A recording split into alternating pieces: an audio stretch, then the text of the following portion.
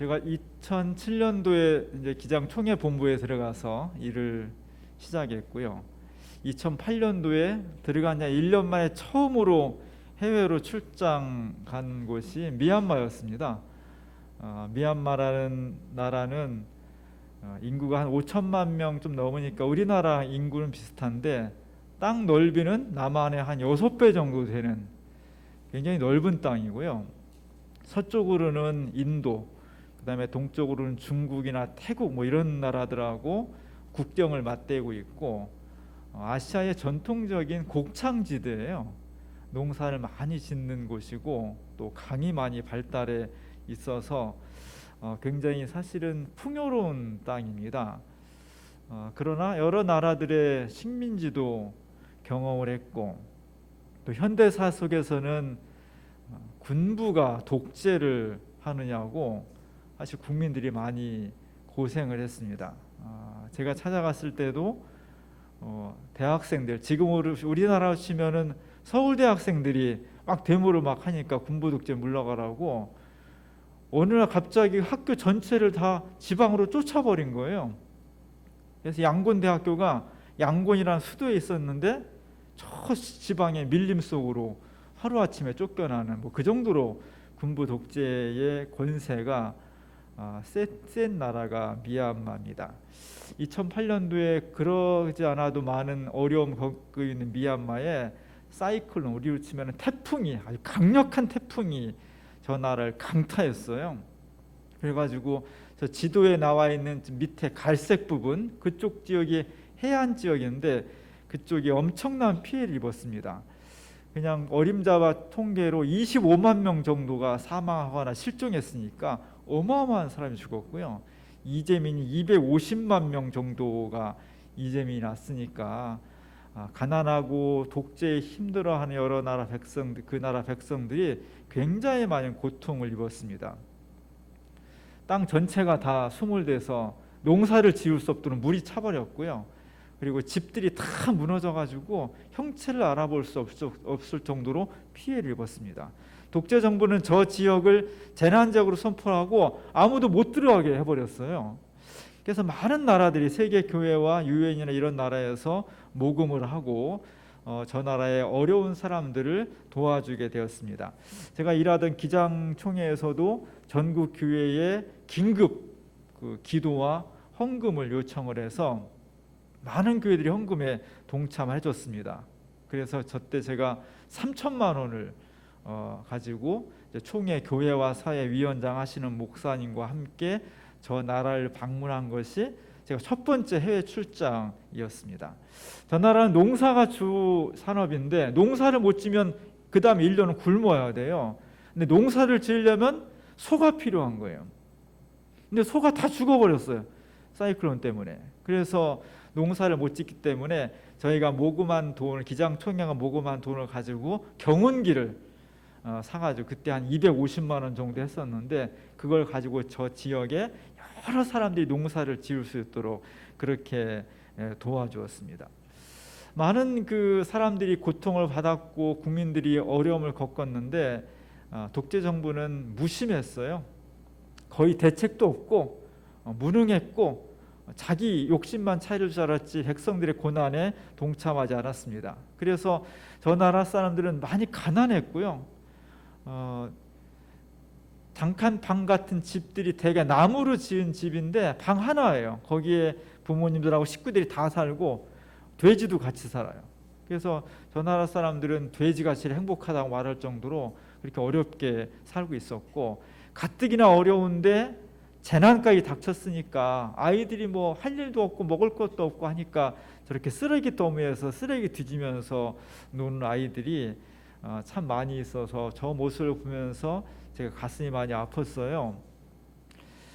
저희 교단은 미얀마의 기독교 교회 협의회라는 곳, 그다음에 미얀마 장로교회 이런 곳하고 이렇게 파트너십을 맺고 있기 때문에 그들과 함께 그들을 통해서 이제 지원했거든요. 그러면 저희가 이제 후원금을 갖다 주면 저 교회가 돈을 모아서 사각지대, 정부의 지원도 못 받고 재난 있고 가난이 있지만 여러 가지 어려운 사람들 찾아가서 도와주는 그런 역할을 했어요.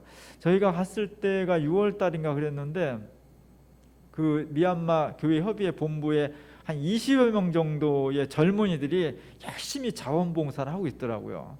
너무 예쁘고 너무 열심히 일을 하니까 참 감동적이었어요. 그래서 저희가 그 사람들을 저녁 식사에 초대를 했어요. 너무 고생하니까.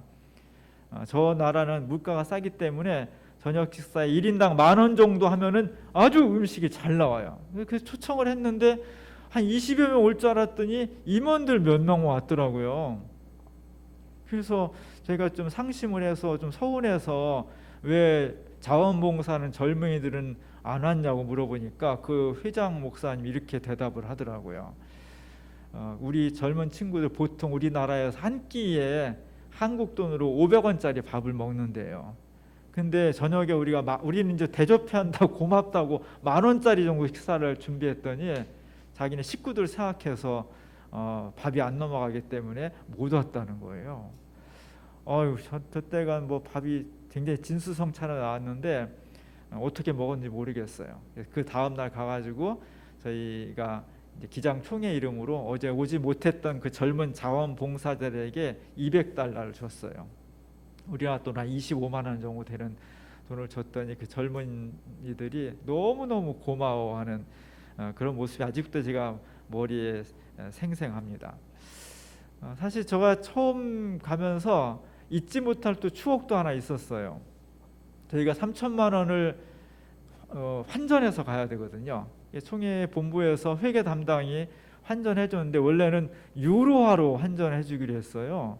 유로화가 그때 달러하고 훨씬 비쌌습니다. 그래서 3천만 원 가져가려면 부피가 굉장히 얇게 돼 있었는데 그날 가니까 유로화가 없어가지고 미국 달러로 바꿔놨더라고요.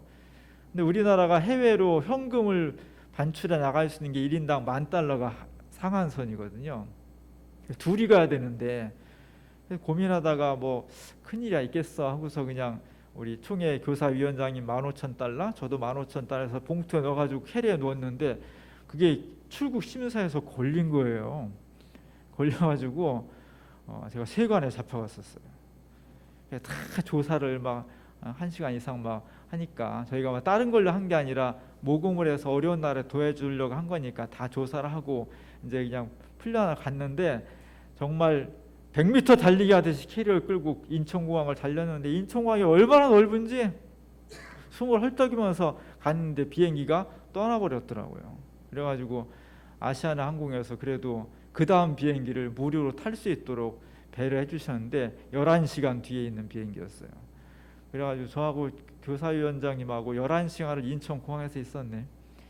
너무너무 긴 시간이었는데 그러다 보니까 미얀마 쪽에 교회 협의회에서는 이 비행기로 오기로 돼 있는데 우리가 안 내리니까 막 난리가 나서 또 한번 소동이 있었고 그 당시에도 군부 독재 정권이었고 그 군부 독재 정권이 사회주의 정권이었어요. 그래서 막 소문에 거기는 돈 가져가다 걸리면 그냥 아소리도 못하고 뺏기고 만다는 거예요.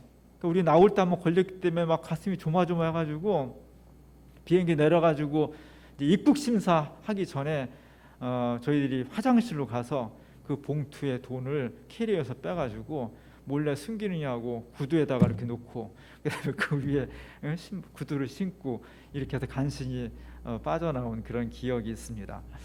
저에게 미얀마는 먼 나라이긴 하지만 또 한 번밖에 안 갔다 온 나라이긴 하지만 그 가난함과 그 어려움 가운데에서 민주주의를 지키고자 하는 그런 어떤 그 가슴 아픈 사연들이 되게 담겨져 있는데 2015년도에 그래도 다행히 아웅산 수지 여사를 중심으로 해서 민주주의 정권을 탄생시켰어요. 그리고 작년 11월 달에 다시 선거에서 83%라는 압도적인 지지를 받으면서 민주정권이 승리를 했습니다. 그러다 보니까 오랫동안 독재를 했던 군부에서 다시 쿠데타를 일으켜가지고 여러분 아시는 것처럼 지금 미얀마가 국제적인 사건이 됐고 저 나라의 민주화가 굉장히 위험에 처해 있습니다. 우리랑 멀리 떨어져 있는 나라이긴 하지만 우리 교단과 한국 교회가 미얀마에 여러 가지로 서로 협력을 하면서 관계를 유지하고 있었습니다. 우리나라도 오랫동안 군부 독재 정권을 경험했잖아요. 박정희 정권, 전두환 정권, 정말 그 쓰라린 아픔을 경험했던 우리 한국 교회이기 때문에 비슷한 상황을 놓여 있는 미얀마를 위해서 많이 기도해 주시고, 그들이 이 위기를 극복하고 다시 군부 쿠데타를 물리치고 민주화를 이루어 나갈 수 있도록 우리가 함께 협력하는 그런 교회가 됐으면 좋겠습니다. 오늘 우리가 함께 읽은 말씀은 우리가 너무나 잘 알고 있는 말씀입니다. 메시아 취임 설교인데요. 예수님께서 공생애를 시작하시면서 하신 말씀이에요. 너무너무 소중한 말씀이고, 메시아란 분은 우리를 구원하시는 겁니다. 왜 구원하냐면 지금 우리가 살고 있는 사회의 사람과 사회 구조가 악하기 때문에 구원하는 거예요. 지금 우리 사회 구조와 사람들이 행복하고 평안하고 그러면 뭐 굳이 구원할 필요가 없겠죠. 악에 빠져 있고 그 죄의 문제로 사회 구조가 악하고 거기서 사람들이 고통을 받고 있고 죽음에 직면해 있기 때문에 이걸 새롭게 고쳐놓는 거예요. 고쳐놓으려면 뭔가 막 뒤집어 엎어야 돼. 그래서 메시아는 항상 혁명가적인 성격을 가지고 있습니다. 그렇기 때문에 메시아는 항상 그 사회의 기득권을 가지고 있는 세력 사람들과 대립하게 돼요. 왜냐하면 지금 힘을 가지고 있고 부를 독점하고 있고 지금 평안을 누리고 있는 소수의 사람들은 지금이 좋은 거거든요. 우리나라에서 돈만 있으면 부러울 것이 없고 천국 같은 세상이라고 하잖아요. 너무 좋은 세상이죠. 문제는 다수의 많은 사람들이 신음하고 있고 아파하고 힘들어하고 있다는 거죠. 메시아는 이것을 고치려고 하는 겁니다. 그러다 보니까 힘없는 사람들은 예수님을 좋아했지만 힘이 있는 사람들은 예수님을 위협적인 존재로 여겼던 겁니다. 그래서 예수님은 늘 기존의 전통과 현재 체제와 대립하게 돼요. 중요한 것은 오늘 예수님께서 유대교와 사실은 대립하고 있는 거거든요. 유대교는 1000년 동안 유대 사회를 구성하고 있고 움직여 나가는 아주 중요한 체제였는데 그 유대교를 통해서 보여주신 하나님이 왜곡되어 버렸어요. 그래서 이걸 바로잡아야 돼. 그래서 하나님께서는 예수님 메시아를 보내서 이제 유대교 가지고는 안 되니까 진정한 새로운 신앙을 다시 한번 확립하라고 메시아를 보내신 겁니다. 그때 예수님께서 유대교와 대립할 수밖에 없잖아요. 근데 오늘 본문에 보면 예수님이 유대교와 아주 철저하게 대립하면서도 그 일을 시작하는 메시아 선언을 하는 배경이 유대교적이었다는 겁니다. 오늘 4장 16절에 보면 예수께서 그 자라나신 곳 나사렛에 이르사 안식일에 늘 하시던 대로 회당에 들어가서 성경을 읽으려고 서셨다. 지금 예수님이 유대교를 지금 새롭게 해야 돼. 유대교가 너무 많이 왜곡되어 있어요. 이걸 바로 잡아요. 바로 잡으려면 제사장들이나 바리새인들하고 정말 대립하며 싸워야 되거든요. 그 일을 하기 위해 지금 공식적으로 메시아 역할을 수행하는데 어디서 그걸 시작했느냐? 유대교의 핵심인 회당에서 시작했다는 거예요.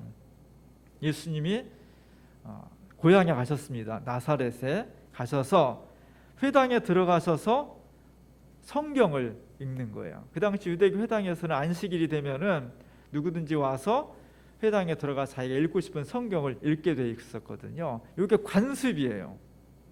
예수님이 그렇게 하셨다는 겁니다. 오늘 말씀해 보면 늘 하시던 대로 예수님이 늘 그렇게 어려서부터 이렇게 해왔다는 거예요. 만약에 예수님이 유대교랑 계속 싸움만 하려고 했다면 여기 안 들어가죠. 유대교 관습을 쫓을 이유가 없죠. 그러나 예수님은 유대교를 통해서 계시던 하나님을 바로 잡아야 되는데 그 바로 잡는 방식을 유대교의 전통을 철저히 존중하면서 그 안에서 새로운 본질적인 개혁을 이룩하시려고 했다는 겁니다. 이게 대단히 중요해요.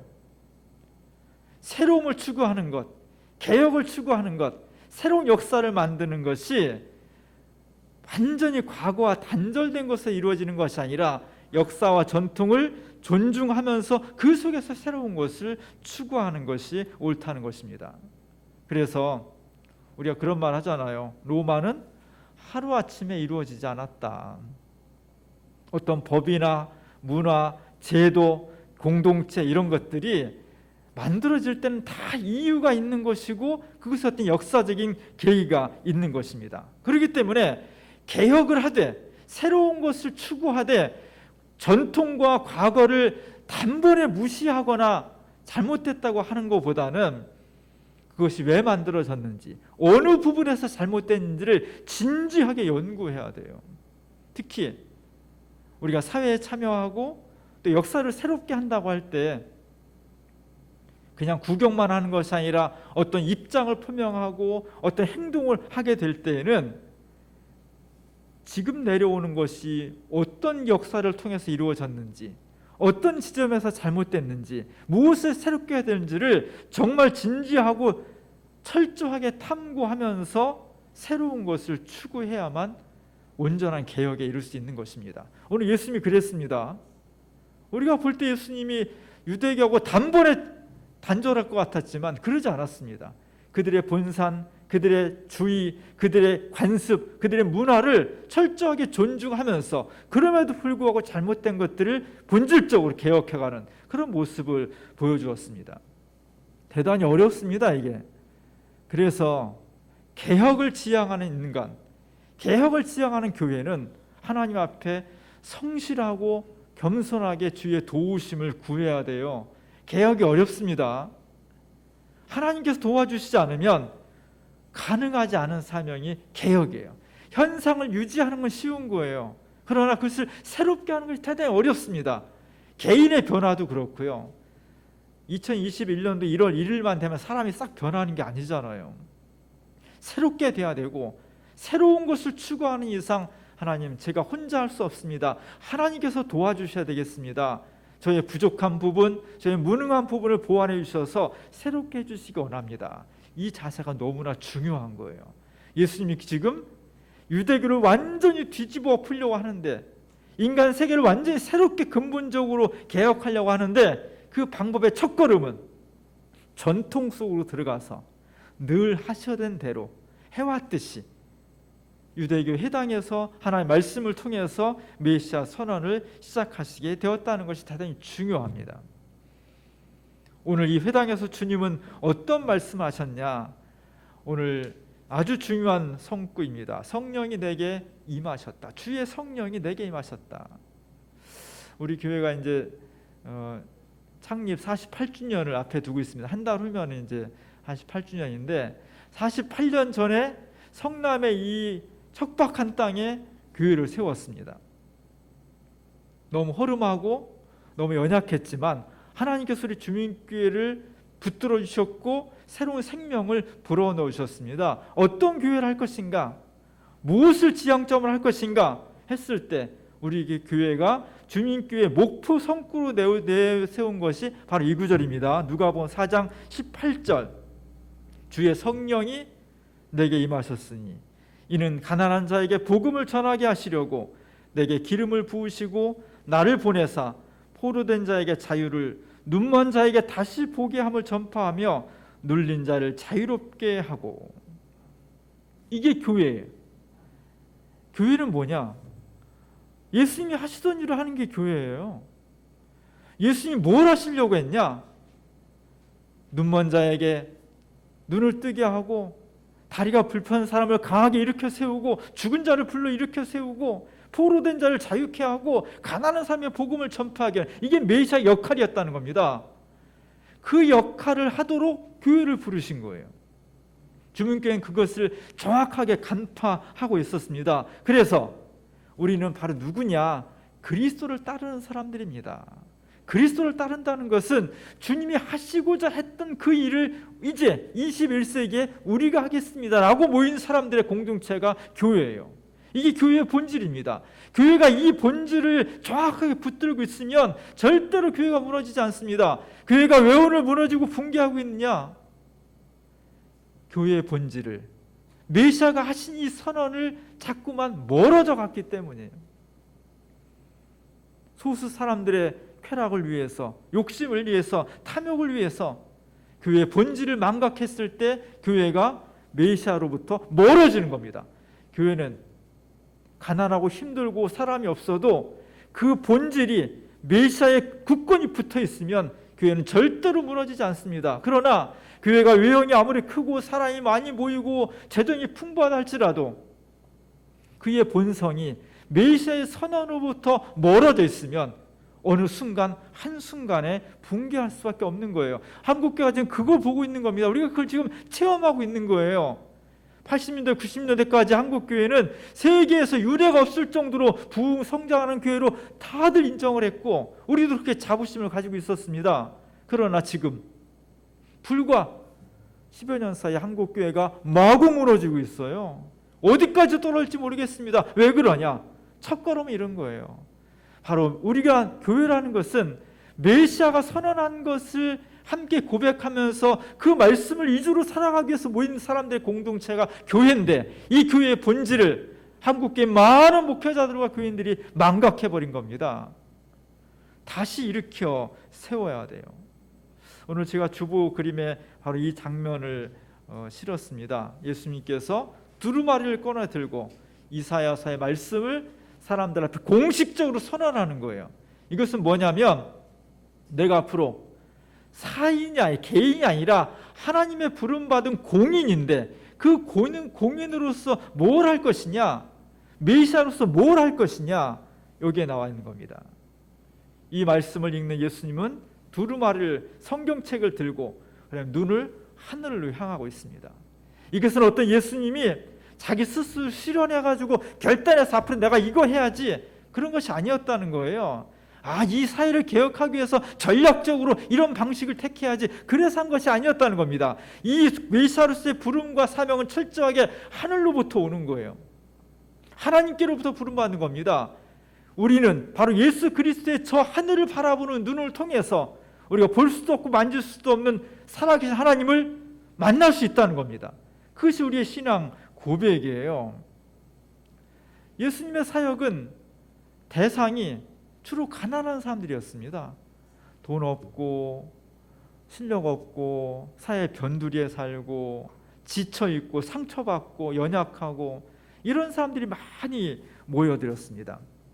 메시아의 사역은 그들을 돌봐주고 그들에게 인간다운 가치를 실현해주고 그들을 하나님의 자녀라고 선포해주는 것이 메시아의 가장 중요한 사역이었습니다. 그래서 그들 주변에, 메시아 주변에는 많은 사람들 중에 특별히 병자들이나 어린아이들이 많았어요. 오늘 이 그림에도 어린이들이 많잖아요. 어떤 어린이는 너무 좋아하고 예수님을 막 손을 들면서 환영을 하지 않습니까?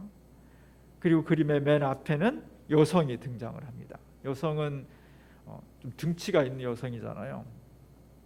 귀부인이 아니라는 거예요.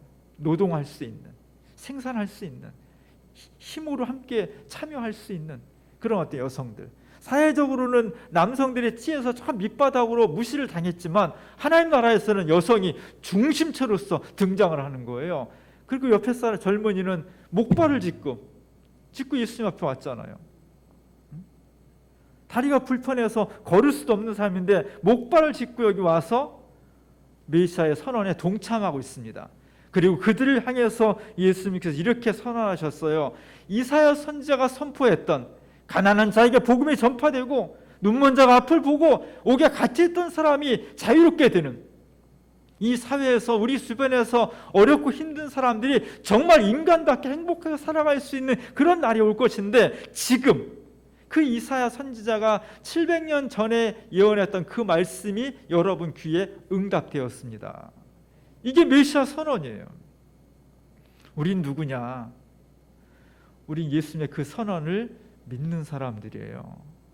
그 믿음을 갖는데 성별, 직업, 인종 아무런 차이가 없습니다. 어떤 사람이든지 예수님께서 이렇게 선언하신 저 메시아 나라가 내가 믿음을 가지고 있는 순간 내게 이루어지는구나.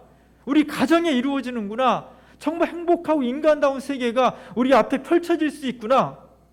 이것을 믿음으로 받아들이는 사람에게 메시아의 나라가 임재하시는 겁니다. 교회는 뭐냐? 바로 그런 고백을 가진 사람들이 나 혼자 하기는 벅차니 내가 하나님 나라 일을 하기는 혼자 할 수 없으니 함께 손을 맞잡고 기도하면서 위로하고 격려하고 서로 용기를 주면서 주님이 하셨던 저 사역을 해나갑시다. 그 일이 때로는 어려움이 있고 그 일이 때로는 우리에게 고통을 준다 할지라도 주의 십자가를 바라보면서 끝까지 믿음으로 나아갑시다. 그게 교회 공동체입니다. 우리 주민교회가 이 사역을 잘 감당했으면 좋겠습니다.